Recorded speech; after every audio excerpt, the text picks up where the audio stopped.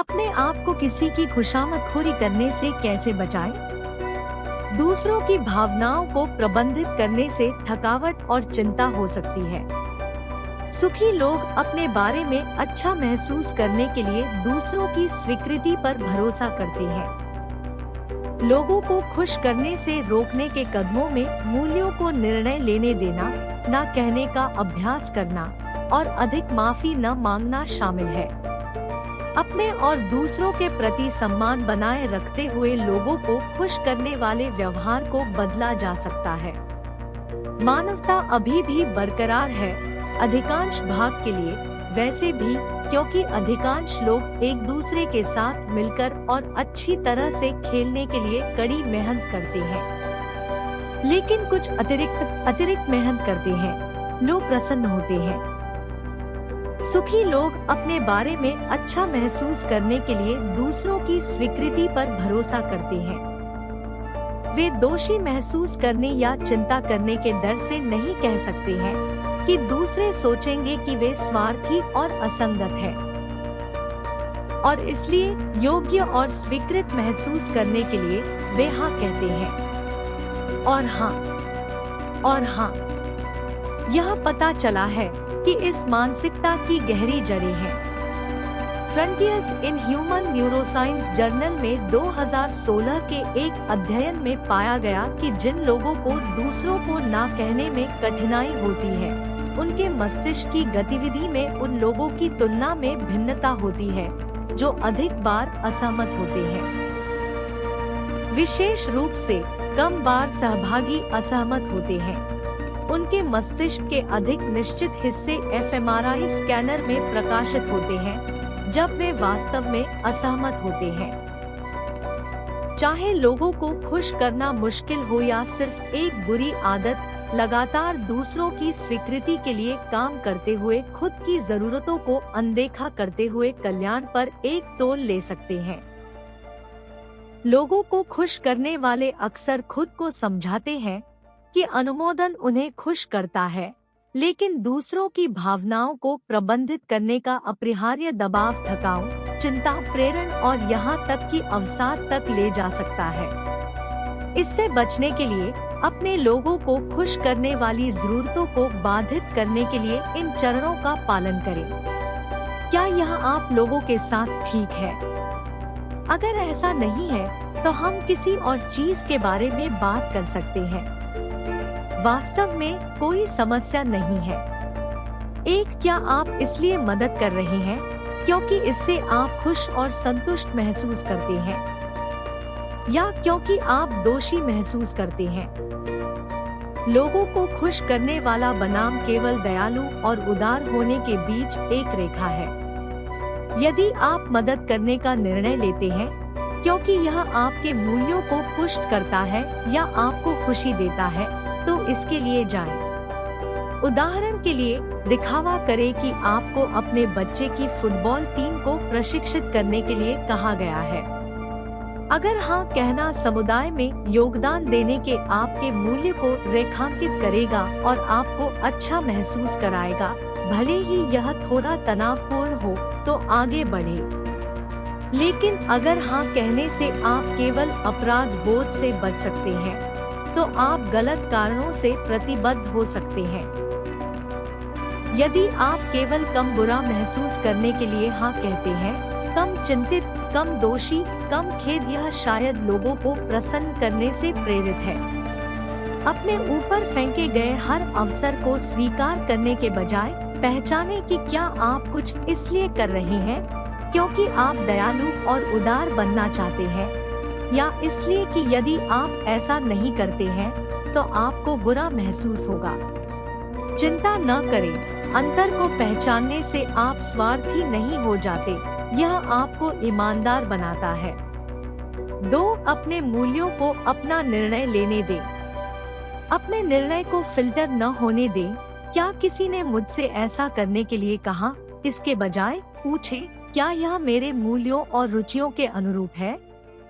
दरअसल 2013 में शोधकर्ता सोंजा ल्यूबोमिर्स्की के एक अध्ययन में कहा गया है कि खुशी को अधिकतम करने के लिए ऐसी गतिविधियों का चयन करें जो आपके मूल्यों और रुचियों से संबंधित हो। इसमें आपके जीवन, संगठनों और कारणों में दूसरों की सेवा करना और शायद होना चाहिए शामिल हो सकता है। बस यह सुनिश्चित करें कि यह उन गतिविधियों का मिश्रण है जो आपके प्रिय है। 3. ना कहने का अभ्यास करें।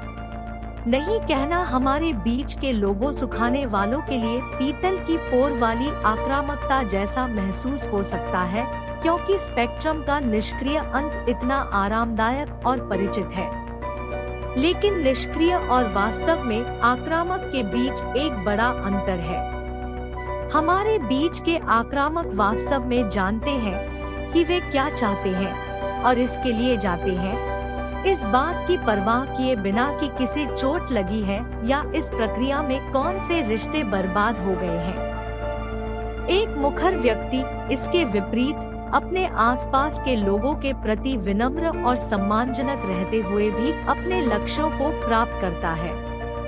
संक्षेप में, सामान्य शालीनता को खिड़की से बाहर न फेंके। इसके बजाय अपनी आवश्यकताओं के लिए थोड़ा थोड़ा करके खड़े होने का अभ्यास करें। पहले तो यह गलत लगेगा, लेकिन इसे आजमा कर देखें। लंच के लिए कहाँ जाना है या कौन सी फिल्म देखनी है, इस पर अपनी राय बताकर वार्म अप करें।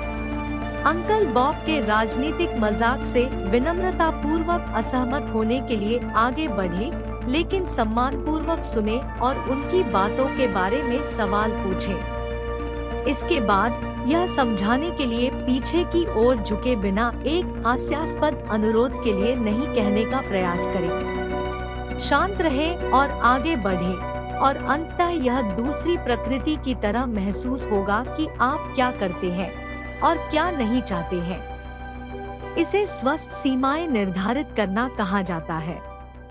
संक्षेप में, मुखरता निष्क्रियता और आक्रामकता के बीच एक खुशहाल मध्य के रूप में है, जो दूसरों और आप दोनों का समान रूप से सम्मान करता है। 4. ना कहने से आप बुरे इंसान नहीं हो जाते। आप हर समय सभी को खुश नहीं कर सकते। जब तक आप डीप डिश पिज्जा का टुकड़ा नहीं है। फिर शायद इन दिनों राजनीति से लेकर मौसम से लेकर स्त्री तक सब कुछ चरम पर है। ऑनलाइन कुछ मिनट भी बिताएं और आप दुनिया के दृष्टिकोणों में एक चरम विभाजन पाएंगे। या तो सहानुभूतिपूर्ण रहें और सभी मानवता की देखभाल करें, या सभी को पेंच करें और उन्हें बताएं कि वे खुद के लिए क्या कर सकते हैं। लोगों को खुश करने वाले पूर्व श्रेणी में आते हैं, लेकिन चिंता है कि अगर वे नहीं कहते हैं तो वे स्वतः ही दूर हो जाएंगे। उनकी आत्मछवि और प्रतिष्ठा हर अनुरोध पर टिकी होती है। हाँ कहना उन्हें राहत की सांस देता है और उन्हें आश्वस्त करता है कि वे अच्छे, पसंद करने योग्य लोग हैं। ना कहना अपराध बोध पैदा करता है, जैसे कि उन्होंने किसी को चोट पहुंचाई हो या कुछ बुरा किया हो। लेकिन यह आपके नैतिक चरित्र को तोड़ने के लिए फुटबॉल देखने के दौरान आपके पड़ोसी के 3 अपमानजनक बच्चों को देखने के लिए नहीं कहने से कहीं ज्यादा लेता है। 5. ज्यादा माफी मांगने से बचें। लोगों को खुश करने वाले हमेशा पछताते हैं। मेरे ग्राहकों में से एक ने मजाक में कहा कि उसे अपना परिचय "हाय, मेरा नाम जोआना है और मुझे खेद है" के साथ पेश करना चाहिए। यदि आप लोगों को खुश करने वाले हैं, तो आपके पास केवल सबसे अच्छे इरादे हैं। जरूरत से ज्यादा माफी मांगना आपको बेहतर महसूस कराता है, लेकिन वास्तव में यह थोड़ा सा बेईमानी हो सकता है। इस पर मेरी बात सुने। जब आपने कुछ भी गलत नहीं किया तो माफी मांगने से ऐसा लगता है जैसे आप गलत थे। यह आपके द्वारा किए गए अपराध के लिए अपराध का प्रवेश है। इतना ही नहीं, इससे ऐसा लग सकता है कि दूसरों के अपमानजनक अनुरोध या खराब सोच समझकर किए गए कार्य उचित और न्यायोचित थे। उस समय के लिए सच्चा पश्चाताप बचाएं जब आप वास्तव में खराब हो जाते हैं। और हम सब करते हैं। कुल मिलाकर एक लोक सम्मानकर्ता बने, लोगों को खुश करने वाले नहीं। सही काम करने में कभी हिचकिचाएं नहीं। जब आपका कमजोर पड़ोसी विनम्रता से पूछे तो आगे बढ़े और उसके ड्राइववे को फावड़ा दे। जब आपका सहकर्मी पूछता है तो अपने लंबे समय के सहकर्मी को सेवानिवृत्ति उपहार पाने के लिए दान करें। वह सिर्फ सम्मान कर रहा है। लेकिन जिन लोगों का आप सम्मान करते हैं, उनमें खुद को शामिल करना सुनिश्चित करें।